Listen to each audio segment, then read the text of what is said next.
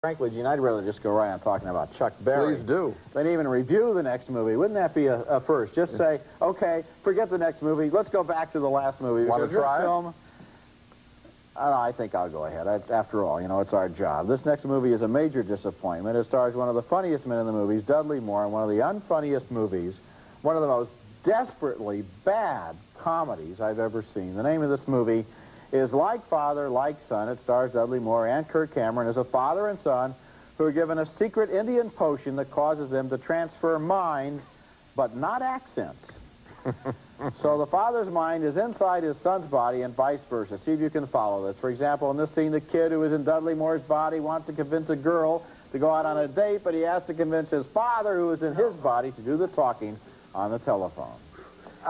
Lori, could you hold for a moment? My father wants to speak to me. Dad, you can't cancel. She's your date. Yeah, but it's our first date. I mean, if I cancel now, she may never ever say yes again. Ever.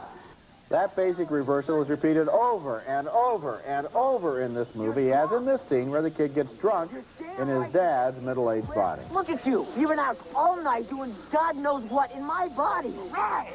Using my cash, probably boozing it up. And where in the hell did you get the money to pay for an outfit like that?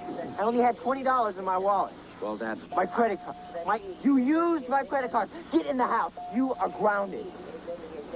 For the rest of your life. Now, the thing that I don't understand there is if they had a mind transplant, how come the brain isn't connected to the tongue? In other words, why doesn't Dudley Moore's mind speak with Dudley Moore's accent? Because they were too cheap to try and do a transfer or try and match lip sync the voices. That's right. In fact, the people who made this movie apparently had a mind transfer right onto Planet X. The simplest way to describe Like Father, Like Son would be to flatly say the premise never worked. I didn't think it was funny. I didn't think any of it was funny. I never thought it was funny.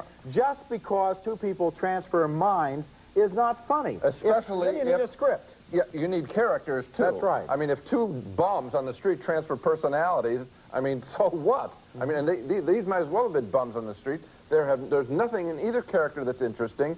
This is the decline of the American movie. They just came up with an idea in some story conference. Hey, let's have two guys switch. One who's old, who will appeal to the older audience, Dudley Moore. One who's young, a kid, Kirk Cameron. He'll get the teenagers in. Well, I'll tell you, they're not going to get anybody in. How do we package these two personalities, not how do we write a screenplay? This stinks from the beginning to the middle to the end. To the end. Thank you. Two thumbs way, way down for Like Father, Like Son, a marketing decision masquerading as a comedy. We hated it.